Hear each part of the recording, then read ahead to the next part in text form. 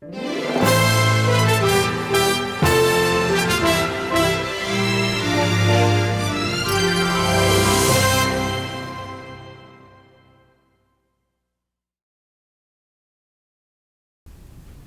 everyone, welcome. And we have a visitor today by the presence of Sir John Leo Udom. Right? Udom. Odom. Odom. I owed him because I never paid him. Odom. So he's going to tell us stories about miracles that happened to him and his family while they were in the Philippines and all over the world while they're in a missionary trip, in their missionary trip. So let's hear for Sir John the stories. When my family left Spain, we were assigned to Panama, and my earliest memories are from Panama. And I saw several miracles happen when I was a very little boy in Panama, but I remember them very, very distinctly. But to talk about miracles for a minute, there are different kinds of miracles. There are miracles in which the laws of science, as we understand them, appear to have been violated. Those are not very common. In the Bible, we have a few examples of them, like Joshua's long day. We have no idea how God did that, but he did it. And we have examples of healing. And because we don't know very much about the human body, in spite of the fact that we think we know a lot, somebody could always say, well, he might have gotten well anyway. So whether that's a miracle or not is a subject of discussion. But it's when something is very, very unlikely to have happened, statistically, I believe that they are miracles. When we lived in Panama, my daddy was the editor at Pacific Press Canal Zone branch, which was the church's only publishing house printing literature in the Spanish language for the whole world. It was printed there in Panama. And that was a good place because of the Panama Canal. It was under American government, which was stable, and ships went all over the world from the Panama Canal. So it was a good place to distribute the books. And one of my very earliest recollections, was of what was called the Great Cologne Fire. We lived in the city of Cologne, which was in Panama, not in the canal zone. The city of Cologne consisted entirely of wooden buildings and shanties, very much like Manila is today, the old parts of Manila. And it was very crowded. The city was very small because the canal zone, and the canal was on one side and the Gatun Lake on the other, so the city was very crowded.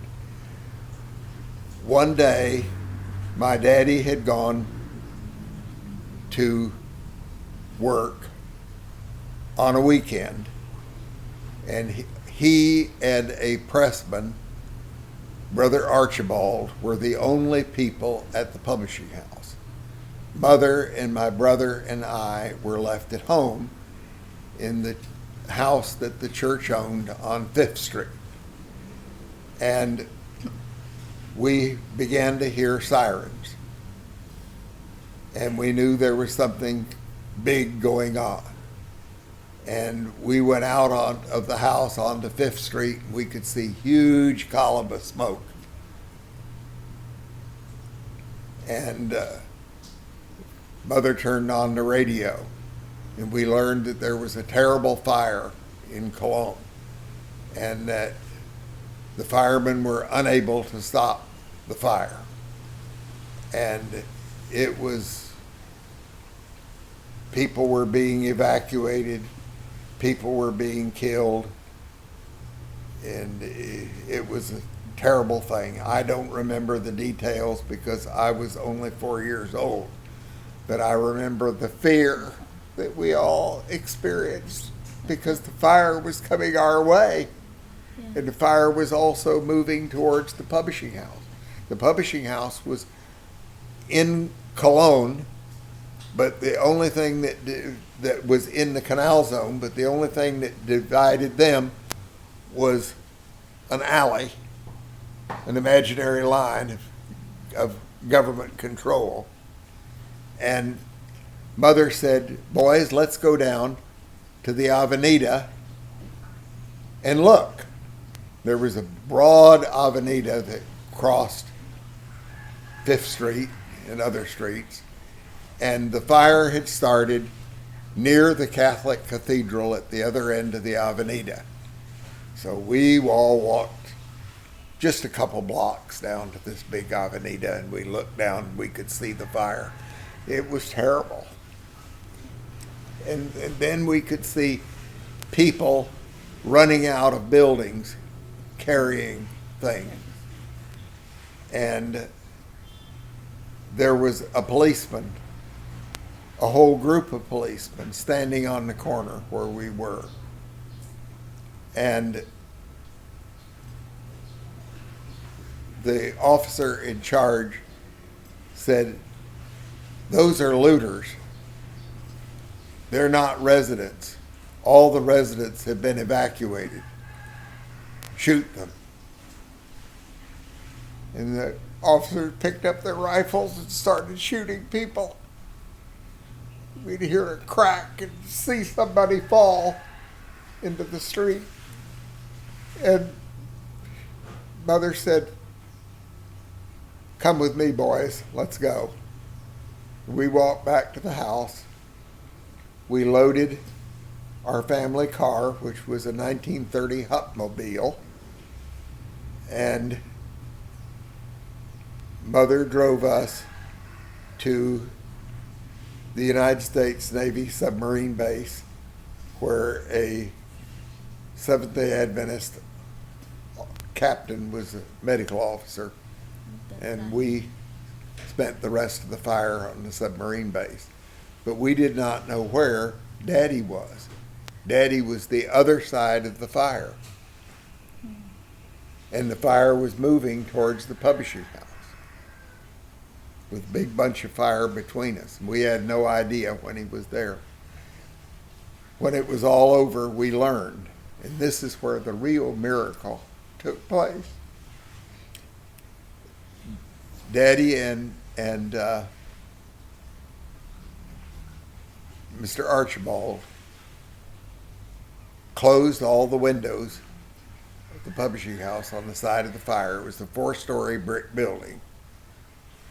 And then they went to the roof, and there was a fire hose on the roof, and what the fire service is called a standpipe, connected to the water mains, and where a fire truck could connect to provide more water. And Daddy and Brother Archibald stayed on the roof, and each time burning embers would land on the roof, they'd put it out with the hose. And the fire kept coming closer and closer and closer. Finally, the building just across the alley from the publishing house was on fire.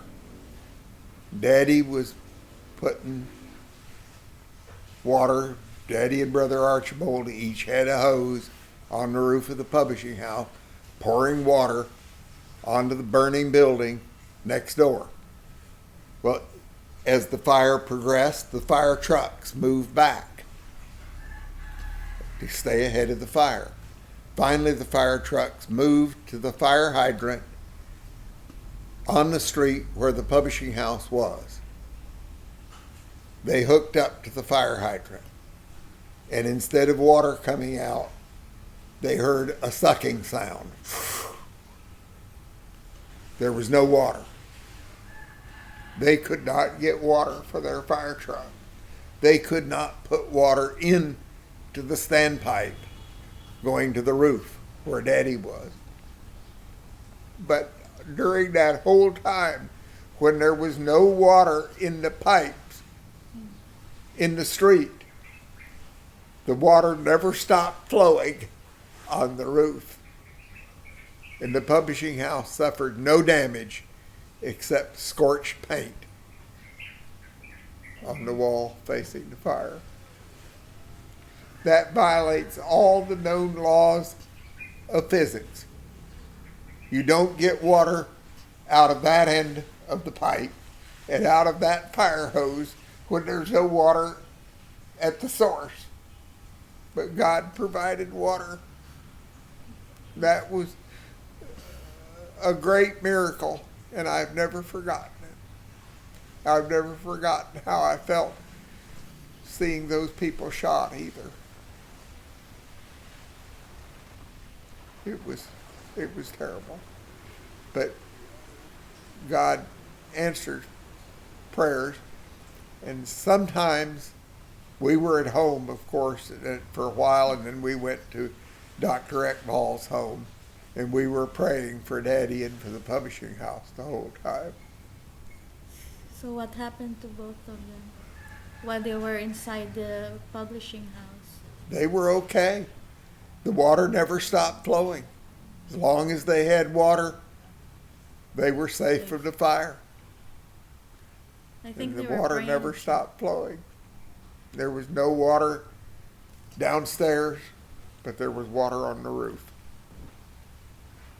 And that is an example of a miracle that sometimes God performs miracles which are just designed to give us courage. Yes. And in the year 2000, we had bought the house that I now live in Collegedale, in 1996. And the whole property was covered with a vine called kudzu, which is a very aggressive, invasive vine that came from Asia and prospers in the United States. It will grow a meter a day. They call it the vine that ate the South.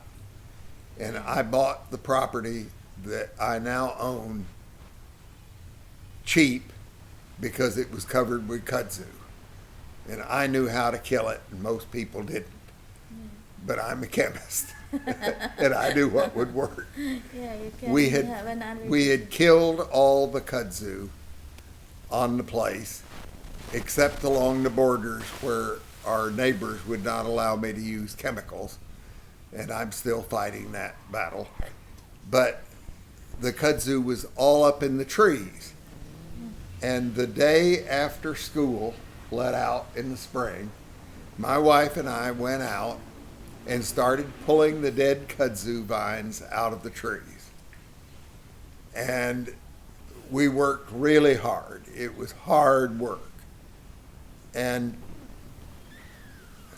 I didn't feel good. And I kept feeling worse and worse. And finally, I had terrible pain in my back.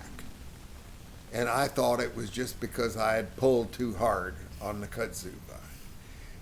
My wife kept telling me, John, we ought to take you to the emergency room. Oh, no. You know how men are. I'm not going to quit. I'm going to get this job done. I'm tough. I can take it. And my foster son came by to see how we were doing, and he patted me on the back. And I screamed. He didn't hit me hard, and I was having a hard time breathing. I was puffing and huffing. And finally, at 11 o'clock at night, I said to my wife, take me to the emergency room. She called our primary care physician, who said, take him to Memorial Hospital emergency room downtown, and I will meet you there. Now, that takes a pretty special doctor nowadays, family physician, who will go and meet you at the emergency room. But she was a special one. And when I got to the emergency room, my wife said, he's having chest pains. So they immediately put oxygen on me. And then they put the oximeter on my finger to measure my oxygen level. And they said, something is wrong. The meter is giving a wrong reading because it's reading 70. Yeah. And if it was 70, he would not be conscious and talking.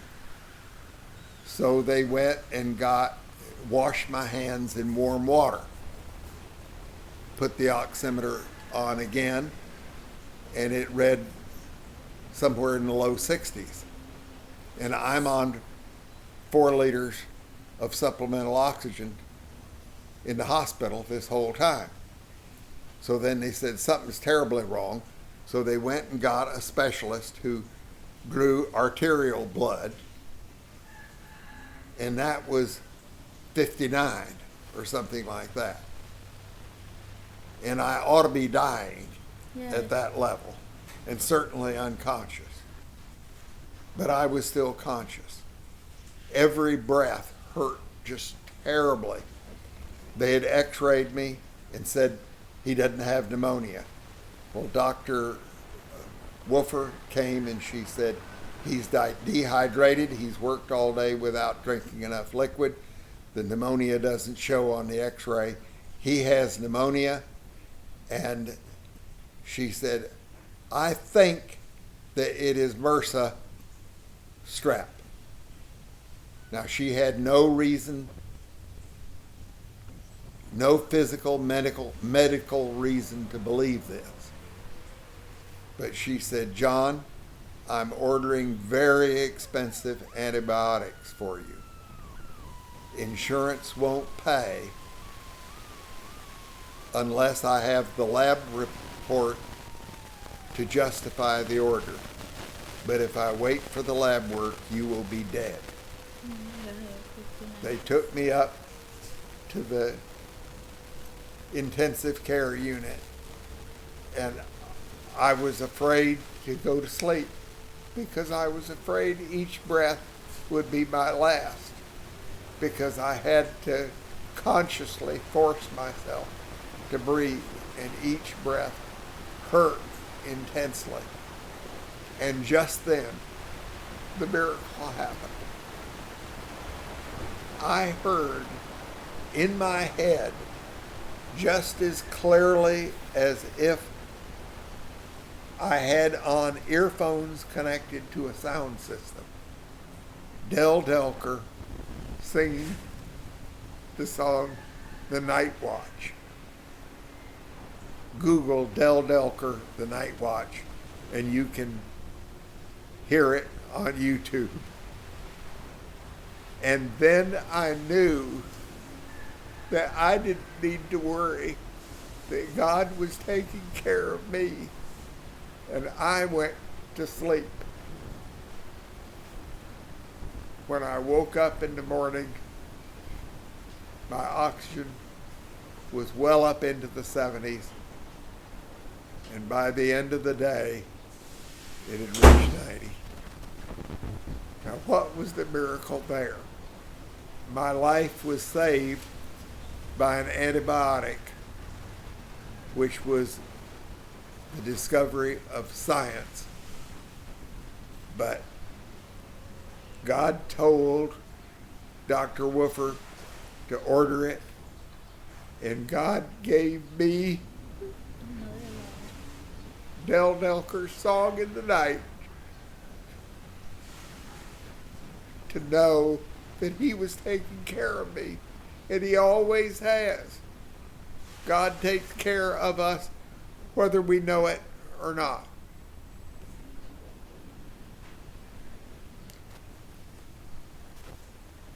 There are lots of times when miracles happen and we don't recognize them because they might have happened naturally. When I was 18, I graduated from college and I went to work at Loma Linda University. And I went to work for the man who was the father of the woman who later became my wife, but we didn't know each other at that time. I was working for Dr. Nelson. And in our process at the laboratory, we used great quantities of dry ice. So every day I drove from the laboratory to downtown San Bernardino to the dry ice factory, and I would get 200 pounds of dry ice, and we had an old military surplus Jeep. And I would drive the Jeep with a big insulated box in the back seat of the Jeep. I would drive it to the dry ice factory. And the old four-cylinder military Jeeps didn't have much acceleration or much power, so I would very carefully watch the traffic lights ahead to make sure I didn't have to stop. And I looked ahead, and the traffic light turned green. So I stepped on the accelerator and headed forward.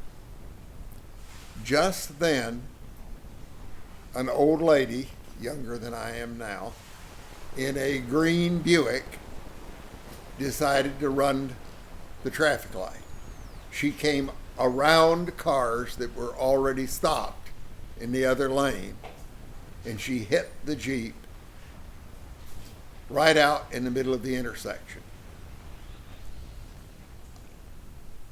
No seat belts in those days. That was 1956. I went over the windshield of the Jeep, and I landed on a tiny piece of grass that was just 2 meters long, less than a meter wide, soft, lush grass with a big power pole at one end and a big cast iron traffic control box at the other end, a cast iron storm drain and a foot-high curb on one side, and the Lord laid me there. I've always believed that the angels picked me up, carried me 65 feet through the air, and laid me down on this little piece of grass. And when the 23rd Psalm says, He maketh me to lie down in green pastures, I always think of that little piece of green grass. It wasn't a pasture, but it was the only safe place that I could be.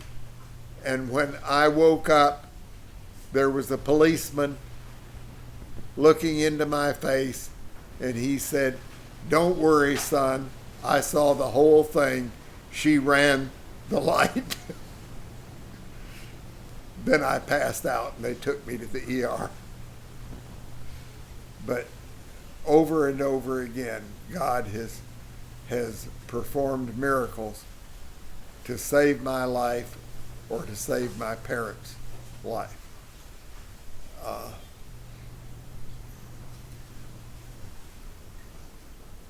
That was how great our miracles are.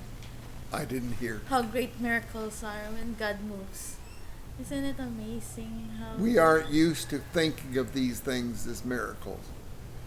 If it were not for the fact that I've studied the Bible and believed God's promises, I would have thought how lucky I was to land on that space.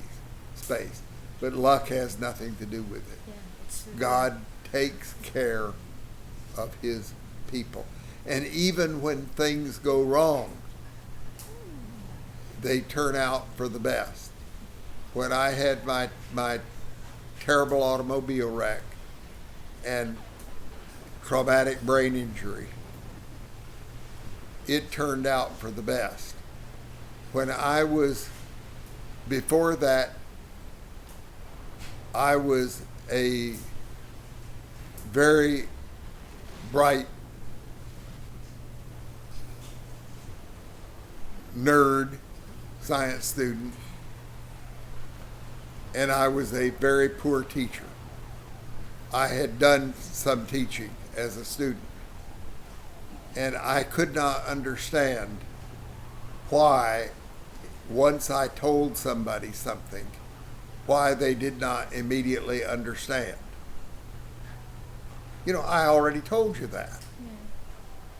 You should know that. I was not a patient teacher. I was not a good teacher. But after my brain injury, I suddenly found out that I could not learn things instantly anymore like I used to. I had to study things. I had to go over things time after time before I understood it. And it was only because of that brain injury that still gives me trouble physically sometimes that I became a patient and successful teacher. So it turned out to be best in the long run because it made me a much better person than I was before. Anybody who's got, high intelligence can solve physics problems or design instruments, but it takes something special to be a teacher. And that brain injury enabled me to be that kind of teacher for most of my career. But God still uses you. What? God still uses you. Oh, and yes. He guides you. made me a very successful teacher. I taught for 13 years in the Adventist school systems, and then I became I went to work for government, but that didn't last long because I'm not cut out for politics. And then I worked for myself for 18 years. And then I went back as a public school teacher. And I found that I had, if anything, an even greater witness for the Lord as a public school teacher than I ever had as a teacher in our own schools. Because in our own schools, everybody expects you to exhibit all the Christian virtues. And if on any given day a teacher fails, it causes a great deal of problem for all of the students. Whereas in the public school, less was expected of you. And when you went out of the way to help a student or to answer their questions about religion, say, I can't do this during school hours, but if you'll see me after school, I'll answer your questions.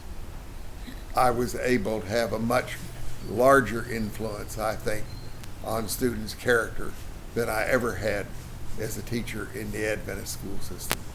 A number of my former students in the public school system became baptized along with their parents as a result of my work there.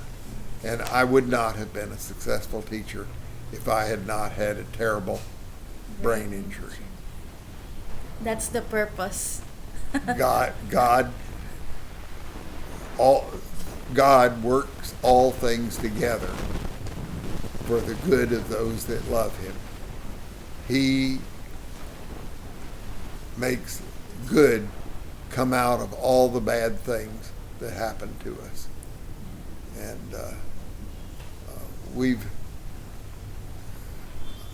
there's, in my parents'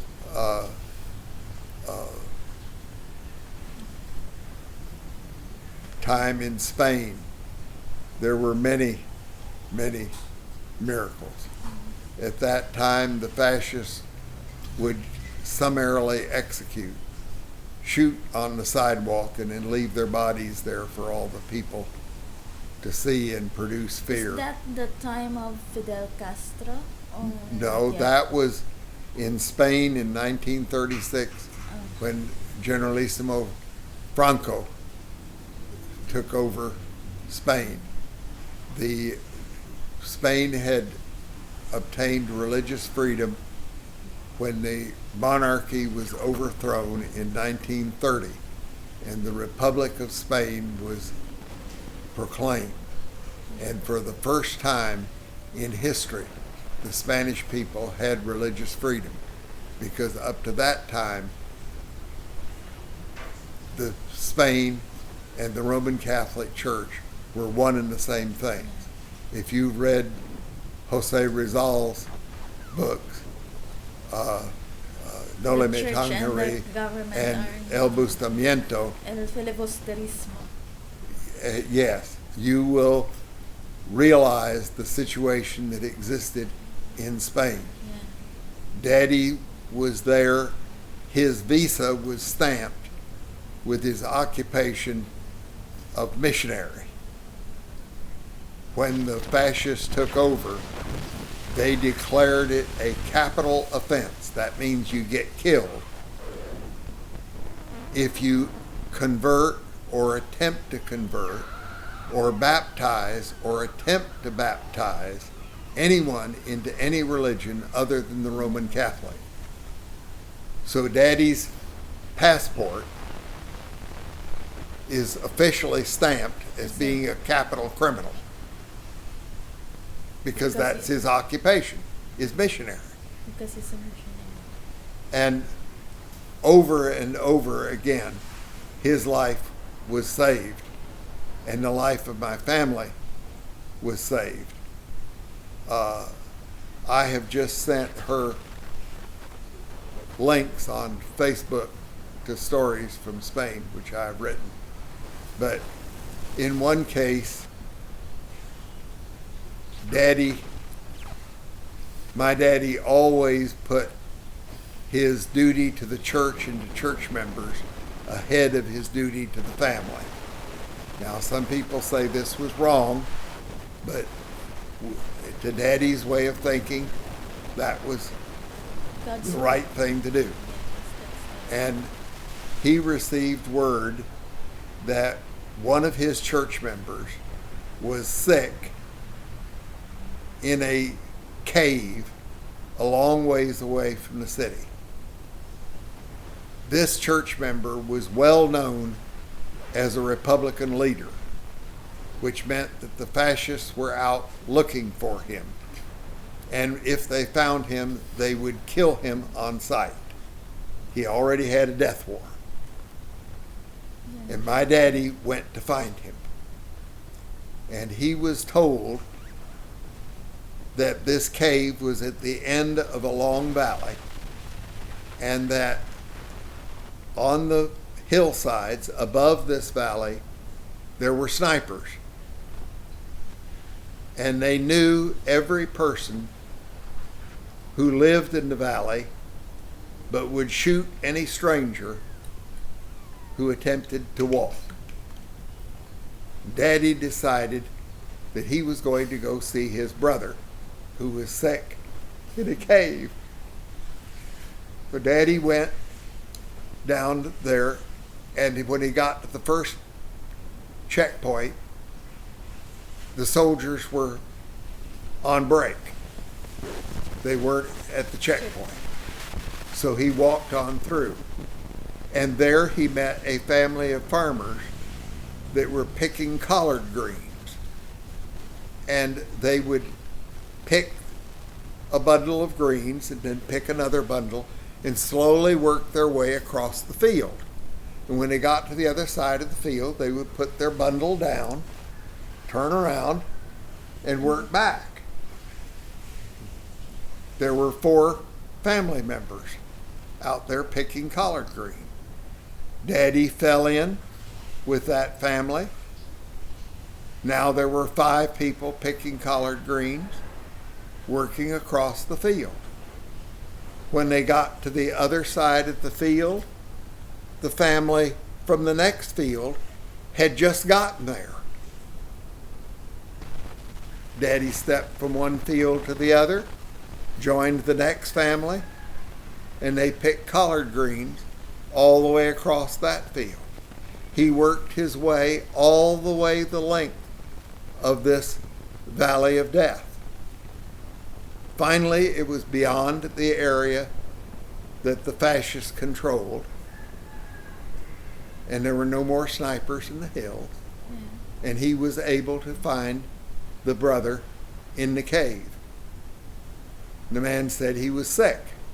And well, there wasn't anything Daddy could do with him except pray with him and encourage him.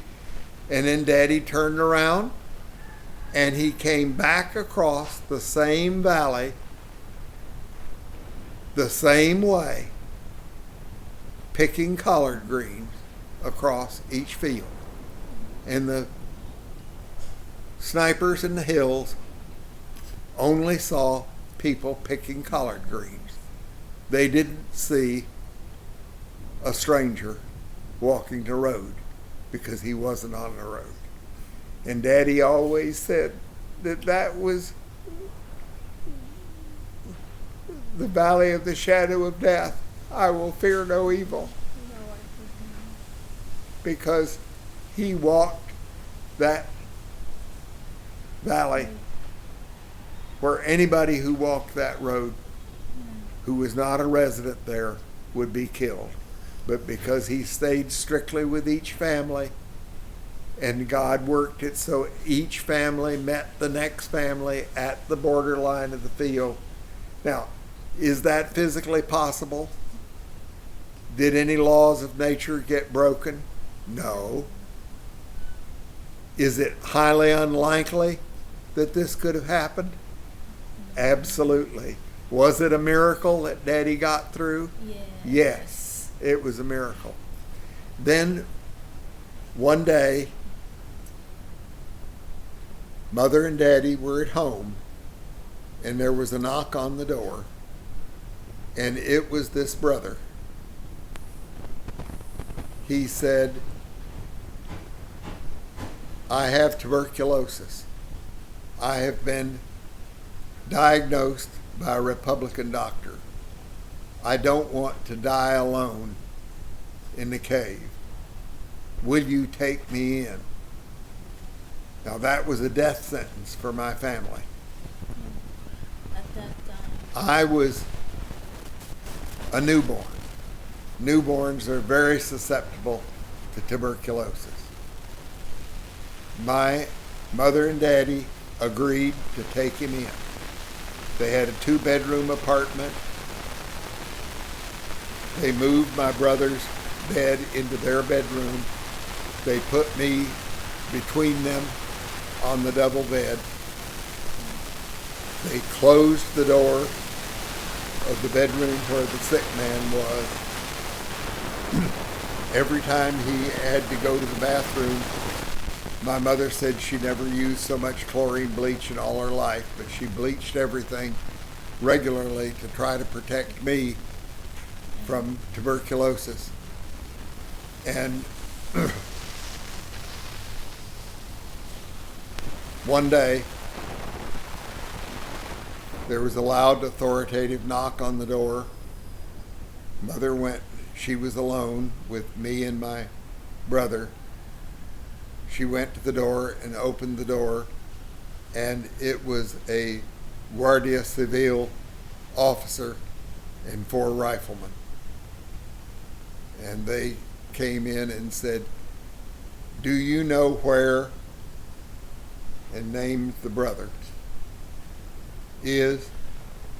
And Mother said, "Oh, I'm so glad to see you. You're welcome in my home. Come in. Let me fix you some lemonade. And they asked again, do you know where the brother is? Or where the man is? And Mother said, while I fix lemonades, please search the house. My brother, who was 6 years old, was pulling on her apron and her skirt, saying, Mama, are they going to shoot us now? Mama, are they going to shoot us now? And those men searched the whole apartment, under the beds, every closet, but they never opened the bedroom door where the wanted man was staying. When they were done searching, Mother said, the lemonade is ready now. They sat down, drank the lemonade. The officer apologized profusely for disturbing her, and they left. Did that violate any physical laws of science? No. But was it a miracle that those men didn't open that door? Yes, it is. Absolutely, it was a miracle. There's no doubt about it. And miracles happen over and over again. When my daddy left Spain, there was an order that no precious metal was to be exported from Spain. My parents had received a couple of small pieces of sterling silver for a wedding gift. And my daddy, stubborn as he is, decided he wasn't going to leave that behind for the fascists. So he put it in his suitcase. He got on the train. He was going to leave through Portugal. And as the train was going along, a young fascist soldier got on and came and sat beside Daddy. And the fascist soldier asked Daddy if he was an American. He said he was. Daddy had a little American flag lapel pin that he wore during this time. And the fascist soldier said he was a great admirer of Abraham Lincoln. And the Abraham Lincoln Brigade was volunteer Americans who were fighting the fascists on the Republican side. And the young fascist soldier thought that it was strange that the Abraham Lincoln Brigade was fighting against fascism, because he was convinced that the fascists were the right side and supporting the church and all this. And Daddy reached in his pocket. He had one United States penny that he had carried in his pocket for 7 years. And he took out that penny with the portrait of Abraham Lincoln on it, and he gave it to the fascist soldier, who was so appreciative. And then Daddy asked him where he was headed. He said, I'm headed to the Portuguese border. My father is the chief customs inspector at the Portuguese border. So Daddy thought, this is amazing. Then he found out that the fascists inspected all the luggage, and if there was any precious metal found, the owner of the luggage would be immediately shot. So Daddy has 2 or 3 pieces of silverware in his suitcase, and he's wondering what will happen. And then the young soldier said, and we have an even better arrangement, he said, because if the inspectors on the Spanish side miss something, the inspectors on the Portuguese side will find it, and they will keep the silver but send the person back to Spain to be executed. So Daddy knew that he had 2 inspections. When he got to the Spanish side, the young soldier came with him and introduced him to his father. They talked about Abraham Lincoln, and the inspector stamped the suitcase without ever opening it. So then they got to the Portuguese side. The Portuguese inspector opened the suitcase, put his hand in. Daddy said he could immediately tell by the expression on his face that he had felt the silverware. But he then said, "Are you a friend of Inspector so-and-so?" Naming his new friend, the chief inspector on the Spanish side. And Daddy said, "I have just met him today. His son is my friend." And the Portuguese inspector closed the suitcase, locked it, and Daddy said, "Would you place, this is not going to be opened again in Portugal. Would you place the seal of Portugal on the suitcase?" He said, "Oh yes, I'll do that." So they sealed the suitcase, put the seal of Portugal on it so that it could not be opened in Portugal. And then Daddy said, "You know, that seal has your number on it, and if anybody would find anything in there which shouldn't be there, they would come back to you." And the man was struck with fear. He'd just put the seal of Portugal on, and everyone is numbered. Yeah. And he said, "I will provide a guard for you."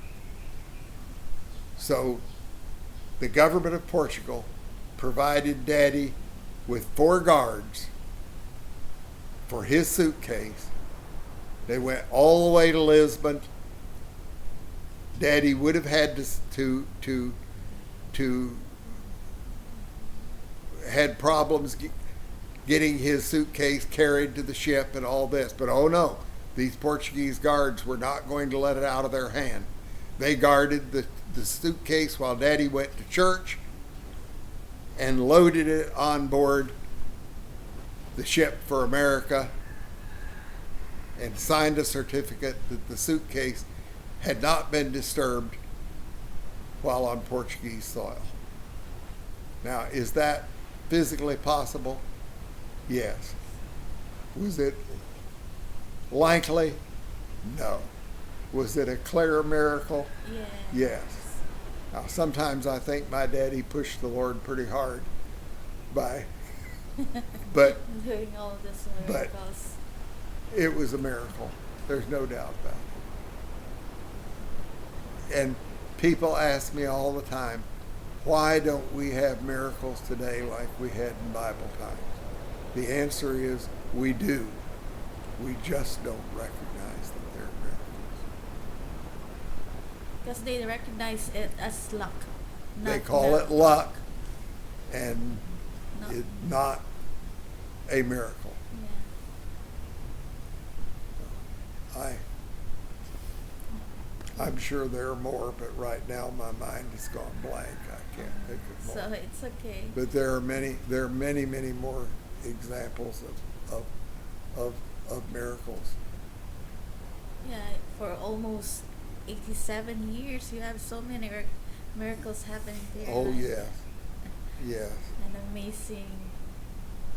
In, it's all amazing ones. In 1948, my daddy and I walked from near Bontoc to Tigigaraw because the roads had been washed out by a typhoon and floods. They were impassable by vehicles. And we walked.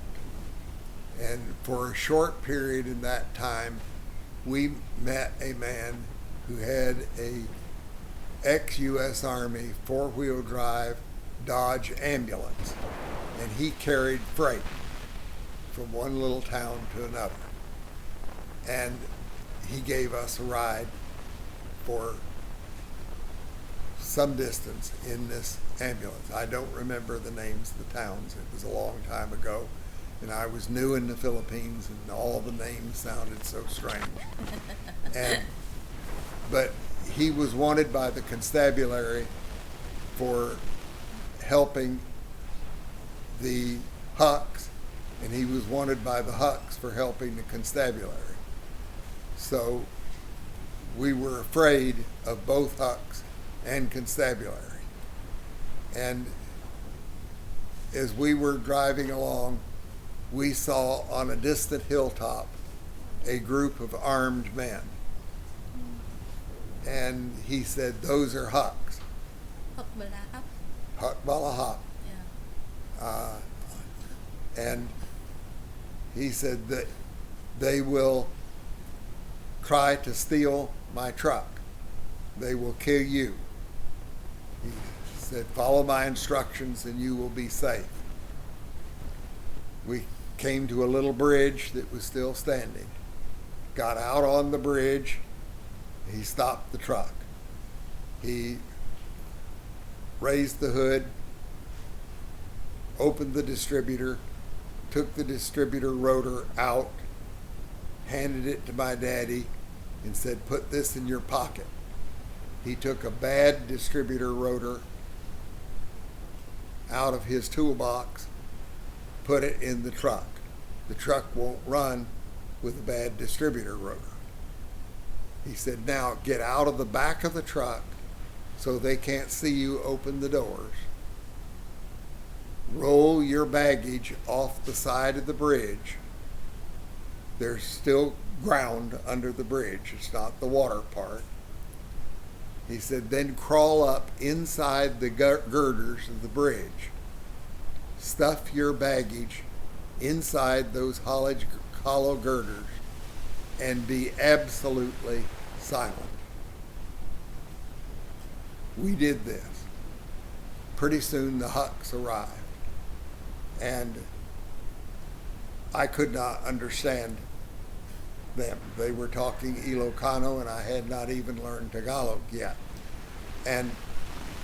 But the driver told us what they said. One of the men said, no problem, I can fix this. I worked for the motor pool when the GIs were here. And after a while he says, the rotor is bad, I can't fix it without a new rotor. So they decided we can't steal the truck because it won't run. So the truck driver said, I will walk to the next town to buy a rotor. So he headed off walking. The Hucks headed off the other direction. But while they were talking, I was laying inside this hollow girder, and I could look up between the boards and see the bare feet of these men standing up there around the truck. As they walked by the cracks between the boards, I could see the gun barrels. Then what happened? After they got out of sight, the truck driver turned around, came back, said, you can come out now. We came out. Daddy handed him the good rotor. He put the bad rotor into his toolbox. We loaded in the truck and drove on until he had to turn off to go to a different barrio. And then we walked for 3 more days to the airport to Gigarao. And during that time, we had no water, and all of our halazone water purification tablets had been used up already. And the whole valley had been flooded by the typhoon. There were mud puddles in the dirt road. And we knelt down beside a mud puddle. Daddy said, there are still wiggly things in this one. That means there's probably no poison there. And he prayed, dear Lord, thank you for this water, and please kill what's in it. We dipped water up and drank and filled our canteen. And we got no waterborne disease on that trip. Now, was that a miracle? I think so. Was it possible that we had the only uncontaminated, bacterially uncontaminated puddle in the whole Cagayan Valley? Yeah, that is it likely? No. It was a miracle. Yeah. It was Even a in miracle. simple things, God do miracles. What? Even in simple things. Even in simple things, God gave us But miracles. that's big for it. And we don't recognize the miracles that we are given most of the time. When I drive through a green light, I don't say it's a miracle that God didn't keep that car there from running a red light. But it might have been. And in one case, the lady did run the red light and did injure me. But it could have been so much worse. God takes care of his people and takes care of his workers wherever they are. Yes. Thank you for that wonderful miracle story, Sir John. Well, thank you. And I think it's important for people to hear these stories because so many people think that the age of miracles is past. It isn't. They happen every day. We just don't recognize it. yes. So guys, we heard wonderful stories how God's so amazing and how he loves us so much that those miracles really so fascinating and giving us and reminding us that he's always been there for us, watching over us and protecting us, his people. Even when we don't know it. Yeah, even if we don't know. So And he answers our needs before we even know we need. yes, Before we ask, yes, he answers. yes. How great he is. Amen. He is really our Father, the great Father of all. Thank you, and thank you for Sir John who's here now telling his stories. And see you next time for more and amazing stories how God works for us. Thank you.